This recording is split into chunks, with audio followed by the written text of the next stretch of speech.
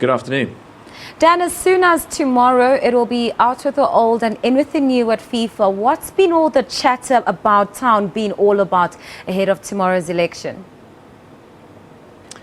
Yeah, absolutely. All 5 candidates for the FIFA presidency have been trying to get their last-minute votes here in Zurich at a number of FIFA meetings throughout the day after what has been months of campaigning. But you're right, tomorrow it will be out with the old and in with the new, and that is what FIFA certainly hope will happen.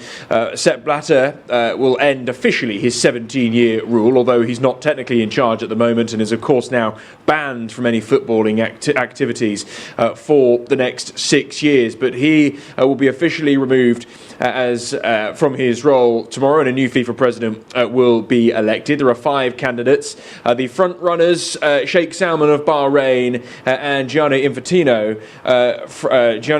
who is the General Secretary of UEFA currently. Those are the 2 front runners for the presidency, but of course there is a South African candidate in there, Tokyo Sexwale, the mining tycoon and TV presenter. He has come out today saying that FIFA is broken and that his life experience as a fighter stands him in good stead for the FIFA presidency. But they have all been trying to get those last-minute votes before more than 200 countries cast their votes here in Zurich tomorrow. Dan, I want to talk about the credibility of the actual presidential elections. That's obviously been something that's been in question for a number of years, and something that Ali bin al-Hussein did try and correct until his case was thrown out by the Court of Arbitration for Sport. What are your thoughts on the entire transparency as far as the actual voting process goes? Yeah, absolutely, and as you said, that bid in the last few days to try and get this election cancelled because of issues over transparency still remain. In fact, the front of the building just behind me here, where the candidates will be arriving for the extraordinary Congress tomorrow, has a big sign saying "Restoring Trust" in various languages, and that is the theme which FIFA is trying to present. But it certainly isn't washing with many people. There are a number of campaigners already gathered here in Zurich from various organisations. New FIFA Now, one of the most prominent organisations, which says that actually whoever is elected as the new president, because of the simple makeup of FIFA and that the allegations of corruption run right through all the tiers of this huge organisation, a new president simply cannot do what is needed to reform and regain trust in this organisation. And actually FIFA needs to be scrapped entirely, and a whole new world football governing body needs to be established in order to regain the trust of football fans around the world. Is that doable, an entire new organisation, just to restore or rebuild the trust in world football?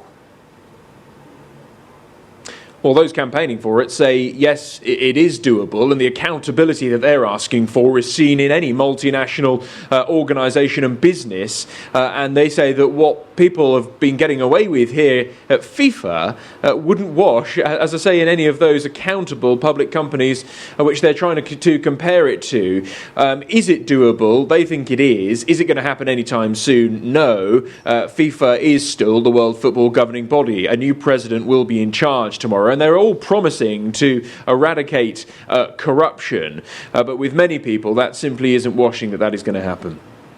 Dan, the general feeling and reception when Tokyo Sexwale first announced that he would be running for presidency was met with a lot of enthusiasm, which we then saw dwindle very quickly.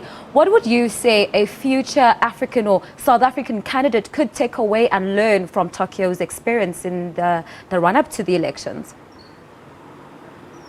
Well, Mr. Sexwale has been accused of running a lacklustre campaign, and really that hit the rocks when he failed to get the Confederation of African Football backing, which instead went to Sheikh Salman, Gianni Infantino. So that is where his campaign really fell apart, and I think himself, Sexwale, may well withdraw or certainly back one of the other candidates tomorrow if he doesn't get through the first round of voting, although at a press huddle earlier today here in Zurich, that is not something he said he would be doing. He was asked by a reporter whether or not he would be backing Gianni Infantino the UEFA General Secretary tomorrow, and he said, why? Why should I? Why is no one else backing me? And so he is still maintaining the presence that he is confident, but he doesn't have the backing of any huge confederations around the world. So he is an outsider, to be said. And I think we will see tomorrow, perhaps, Mr. Sexwale backing one of the front runners instead. All right, Dan, thank you so much for your time this afternoon. That is our correspondent all the way from Zurich in Switzerland.